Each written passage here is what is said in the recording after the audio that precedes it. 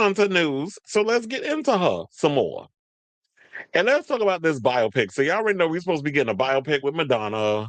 That's supposed to star Julia Garner as the Queen of Pop.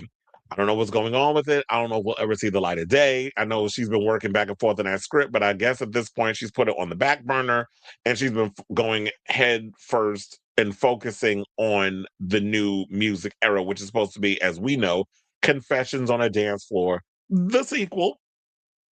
And so that's basically where her head is at right now. Who knows when like I said before, we're gonna get the music, but the word on the curb is we're supposed to get something this week. It'd be nice if she would have announced it, but this might be another false alarm. So it was revealed on the show. I think friend of the show Robert brought this up while I was just randomly doing a topic that Madonna, the biopic will live on in a meta type episode in regards to the show, The Studio. I don't know if you've seen The Studio. It's on Apple TV Plus. It is hilarious. Definitely check it out if you haven't seen it. It's kind of like Entourage, but better. um, and Seth Rogen is, part of. I don't know if he created it, but I know he's on the show, and I think he produces it and all as executive producers. But anyway, so what's supposed to happen is when the studio season 2 comes on, because they showed Madonna was in Italy along with Julia Garner, and they're kind of doing like this whole meta situation. So the Emmy-winning comedy about struggling studio boss Matt Remick, played by Seth Rogen, is taking things to the next level with a 2-part episode directly inspired by Madonna's unsuccessful efforts to direct her own biopic. The best bit is that Madonna's on board to play herself. So, according to Variety, they said when a movie is scrapped in the development stage, as countless have been, it's usually memorialized by an intern sending a script through the shredder. When you're Madonna, however, you get a Viking funeral with an Apple TV budget. That's what paparazzi photos of Italy revealed 2 weeks ago when the pop icon was captured filming scenes in Venice for the second season of Seth Rogen's The Studio. Madonna's appearance on the acclaimed series will draw on her recent Hollywood struggles to get a biopic about her own life made. Now, Madonna hasn't appeared on TV since shooting a cameo in Will and Grace back in 2003, and she hasn't starred in a film since 2000, back when she was married to her husband, um, Guy Ritchie. Well, I heard is about to film a new movie with Jason Statham, by the way. This is like their 6th film together. So, yeah, Swept Away. They did that movie, and that probably was the catalyst that might have fucked up that marriage. But they said so it's no small feat for Rogan to recruit her for the studio. A forensic look at life inside a legacy movie company's battling for relevance and survival.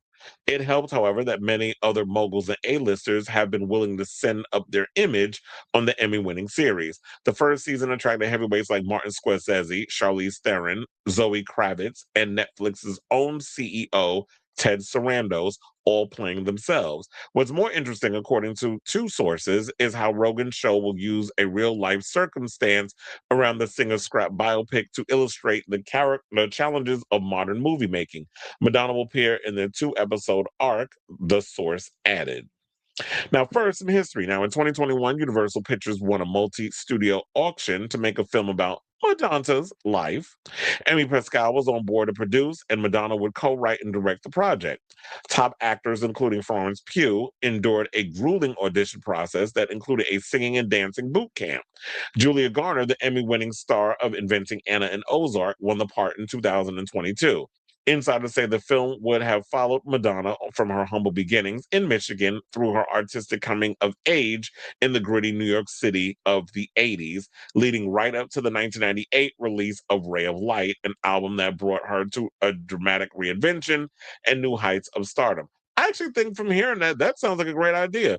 You started off with her humble beginnings in Michigan and whatever her relationship was with her father, her siblings, her mother passing away, that sort of thing. And then her trying to come up in the music business because she said like she never intended to be a singer. That was sort of like an accident.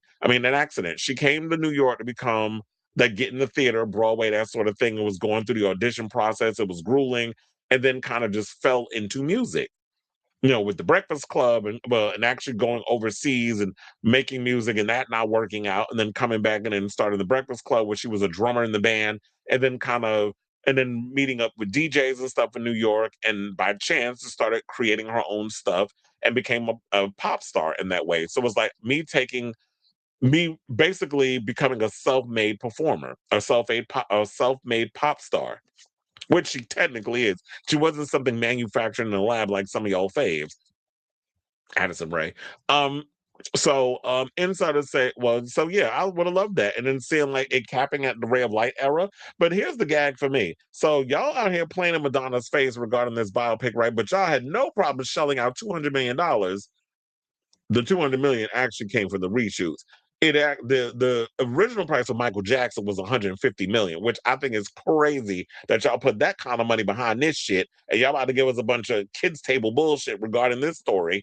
But and then the estate put up the 50 million to film a whole new third act because there was something they didn't read the fine print, and you couldn't bring up the whole Jordan Chandler molestation accusation. So, but y'all can't get Madonna because allegedly the word on the street was she wanted $100 million to make this movie, this biopic, and they wouldn't give it to her. And I'm sitting there like, that was just y'all won't give it to her, but you'll give it to a Michael Jackson biopic. Okay,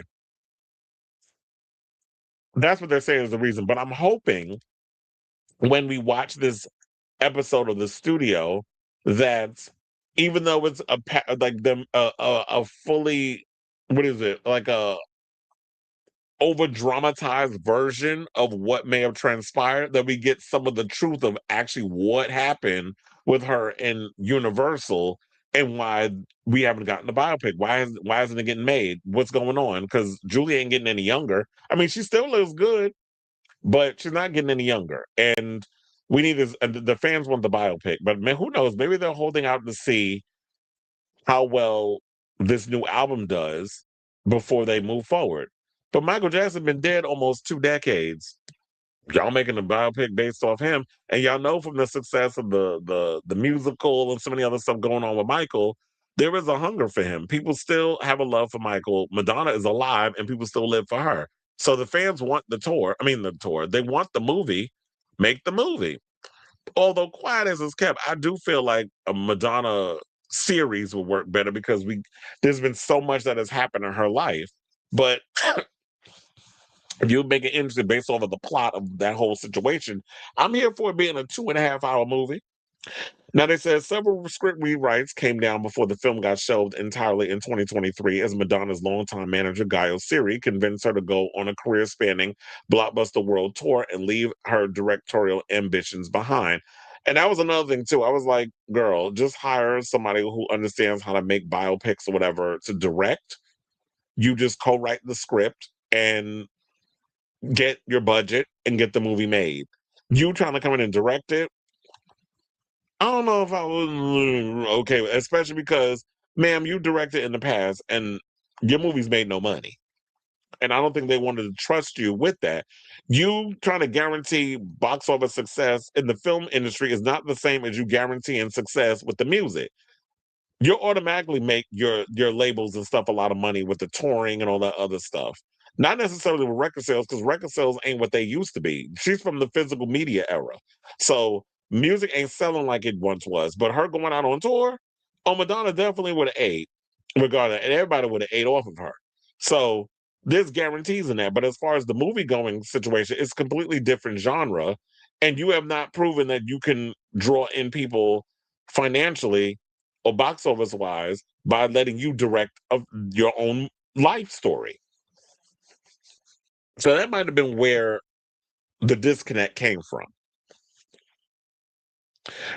So they wanted to say, yeah, they started going. So about eventually rights to her life and music catalog lapsed at Universal. Netflix is now developing an autobiographical series about her via director Sean Levy's exclusive TV deal at the streamer. Garner is not attached to that version. Those who wish to see Garner clad in fishnets and rubber bracelets as the material girl will still have a chance, sort of. The studio scripts will rewrite history, subbing in Rogan's fictional company Confidential Studios as the producer financier of the Madonna Garner movie that never was. The core Continental team, played by excuse me, Rogan, Catherine Hahn, Bryan Cranston, Ike Barinholtz, and Chase Sweet Wonders, who y'all know the last one from I Know What You Did Last Summer. She was also at a Nick game not too long ago. Nobody recognized her, but I'm like, yeah, she was in I Know What You Did Last Summer. I think she was the killer, if I'm not mistaken.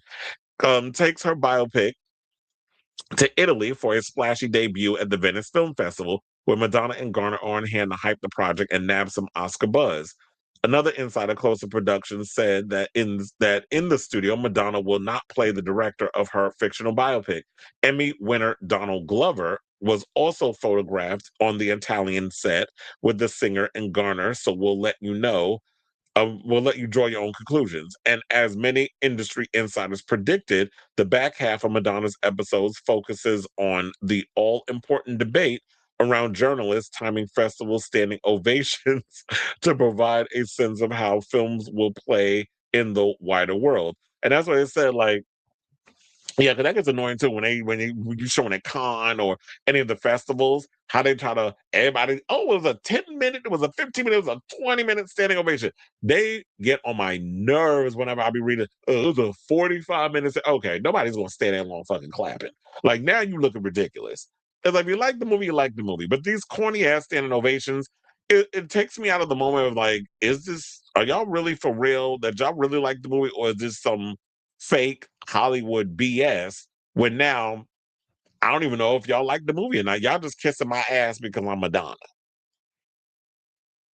So they said Madonna Get represents an impressive high wire act for Rogan and the studio's co-creator Evan Goldberg, one that required them to land an image-conscious megastar and convince her to resurrect a real project that failed to launch. We have a sneaking suspicion that Madonna will get her Hollywood ending, at least by the standards of the studio. A Netflix spokesperson declined to comment on the matter. An Apple TV spokesperson couldn't be reached for comment.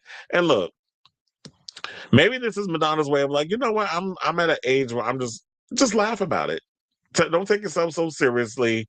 It's self-deprecating humor. If you can't laugh at yourself, how in the hell are you gonna laugh at somebody else? I know that's not what RuPaul says, but that's what he said today. And just go in and just have a laugh at it. And who knows? Maybe the studios will see this episode of the studio or episodes because it's two parts, and then they were like, you know what? Maybe we're interested in wanting to get back in bringing this story to life again. So hopefully there will be a light at the end of the tunnel. Hopefully Madonna will get her wish and see her life on the big screen, that she lives to tell the tale and she'll be able to walk the red carpet for real with Julia Garner. God forbid if she doesn't get too old enough to play the part. And be able to just talk freely about, you know what, I get to tell my story in my own terms and get to see and get to be allowed to see it all play out on the big screen instead of some randoms coming in and just saying whatever. And I'm not here to defend it because I'm no longer part of the union. So I say all this to say, what do you guys think of this story regarding this upcoming season of the studio, which is going to be a two-parter on Madonna's life and everything that goes on with that and how they're playing that up in this whole meta situation of fiction. So whatever your thoughts are, let me know in the comments down below.